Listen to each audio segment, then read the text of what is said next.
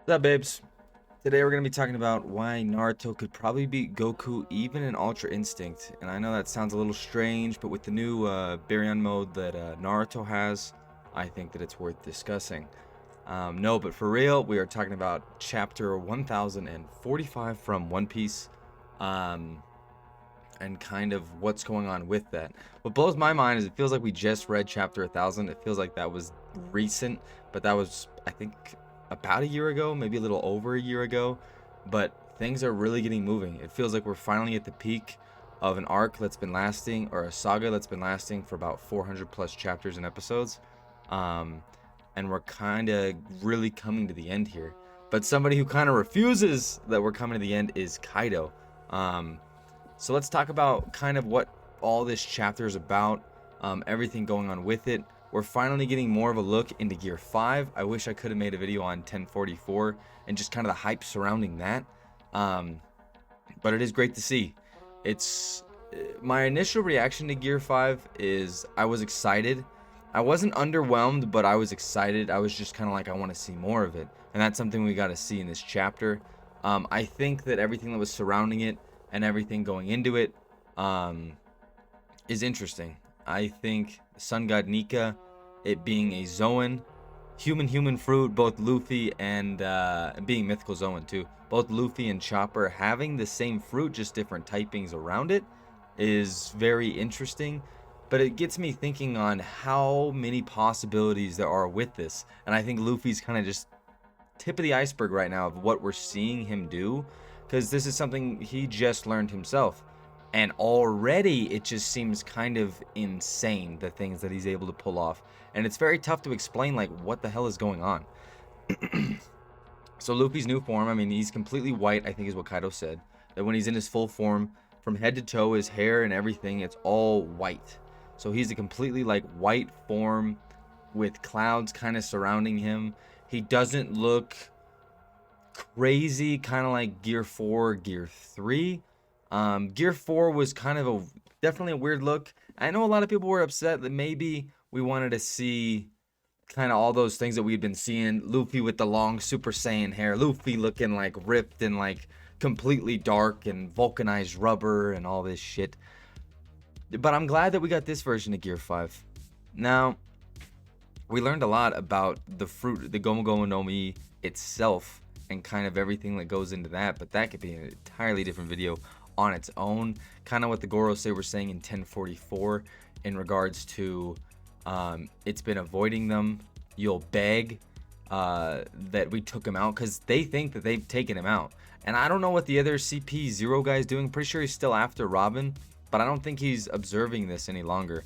Now, I don't know how long that's going to last, just because the government is coming, information is bound to spread, unless for whatever reason the government doesn't really play much of a role, or kind of just dips out of there without doing anything. But I doubt that's going to happen. But we are getting to that point. Zunisha is almost there, and this fight's almost over, even though it doesn't feel that way.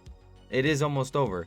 So in 1045, we're seeing Luffy do so many different transformations, but the weirdest thing that we're seeing is him interacting with not only the environment, not only himself, but Kaido.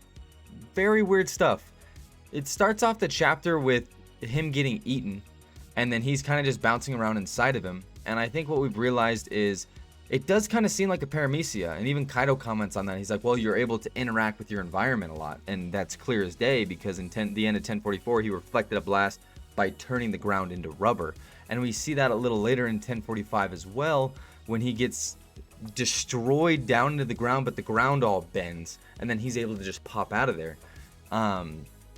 So it's kind of crazy, and I feel like everyone's kind of looking at this and they're like, it still doesn't seem like he has the ability to beat Kaido, but at this point it's an immovable object against a unstoppable force in Kaido. But Luffy's gas tank is endless now. It looks endless. And after he took the Bolo Breath right here, like right in his face, after doing jump ropes with him, everybody was wondering, Luffy's gonna be a giant, and it finally happened in 1045. He becomes a giant, come down from the heavens, and then starts jumping rope with Kaido after getting bit. But it doesn't look like he's taking any damage. It doesn't look like Luffy is really taking damage externally anymore. It just looks like he's getting tired internally. But then he has this endless gas tank where, so after he gets hit and he's completely like covered in soot because he just got burned to smithereens, he shakes it off, runs in midair, runs in literal midair with like flames, just like taking him back there. He's Looney Tuning his ass, rooming in nothingness, and just runs back to Onigashima in midair. And I'm like, what the hell is going on? But I'm a fan because it's so cartoony and goofy. Even Kaido's like, this is straight out of a comic book. I'm like, you guys have comic book? Kaido reads comic books? But after he gets back and they kind of start to fight again, he's just done. And now Kaido is getting a little tired. He doesn't look like he's in much pain. He looks like he could go for a while longer, I think. But he's like, nah, man, I'm sick of this shit. And destroys Luffy. Destroys him. Sends him through. We get the last 2 chapters have had all the eyes popping. That's why I got these eyes here. But the eyes popping out of all these different characters, including Kaido himself. But we see Law, Kid, Chopper, Nami, Tama. Everybody's eyes are just like, what the fuck is going on up there? And so then Luffy pulls himself out. And this is the first time we kind of see a weakness in Gear 5. And he gets super tired. His entire body starts to sag. He looks like he's almost aged. And I'm assuming this is fucking him up. I mean, we were assuming that we knew this since Gear 2nd, that he was like, yeah, like I'm cutting my lifespan short. And he had accepted that. So we can only imagine that Gear 3 does the same. Gear 4 does an accelerated version of that. And Gear 5 is probably just murdering him. Which could be another theory, because this almost looks like it's pointing in the direction of Luffy will die at the end of One Piece. But we'll see. I don't know. I really don't know. Because after Luffy's like done and Kaido's like, they'll tell tales. Just die already, man. Like, I'm sick of this. And he's like, no, I'm not done. I'm not done. And that's kind of what it was talking about in 1044 with the liberating power. And it allows the user to fight however they fancy or however they deem necessary. And Luffy's thing is, I'm never going to give up. And what I love about Gear 5, what I love about that whole idea, is you can like span that all the way back, as far back as you want. As far back as you want. Honestly, the first time you could maybe even question it was Don Krieg. And I know that's a little early, and I know we didn't see glimpses of Joy Boy before, but now that we kind of know the liberating part, you're able to do or fight however you want. It just seems like Luffy can accelerate his heart and never stop fighting. That he can just keep going. And that's exactly what he does. Instead of Gear 5 where he's like smoke and he's done and I can't get back up. I can't do it again. I need to be carried like he was at the beginning of the rooftop around chapter 1000. I can't do it anymore. Now he's like, no, I can do it. I will do it. I'm doing it. I can hear it. I like my heart. I feel my heart. I hear the drums. Let's go. And he just powers back up, and it looks like he never slowed down. It looks like he's exactly in the form that he was. So Kaido, who's kind of wrecking him and doing all this damage, because at the end of the day, it doesn't seem like Luffy's really doing much to him. Even still, it doesn't seem like he's doing much to him until debatably the end of the chapter. But he's just an endless gas tank. I don't know how Kaido's gonna beat him, because even when he hits him with his strongest moves, he just gets back up and he's like, no, like I'm good. And the way the environment interacts, Kaido's hits are going to be weaker. The way his body reacts, Kaido's hits are going to be weaker. So even though all of this is happening, it doesn't seem like Luffy's doing much damage to him anyway.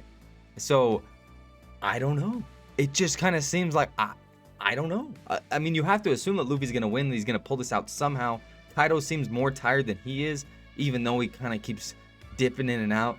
This is probably like officially like what, 4 times that Luffy's kind of like bowed out. Like he lost Gear 5 and we're like, you all right? But since there's so much weirdness surrounding Gear 5, it's like, oh, and you're back.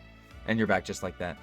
And something we saw when he ate him originally and he did the balloon is Kaido commenting. And he's like, that's so weird. Like, my body's not made of rubber. What's going on?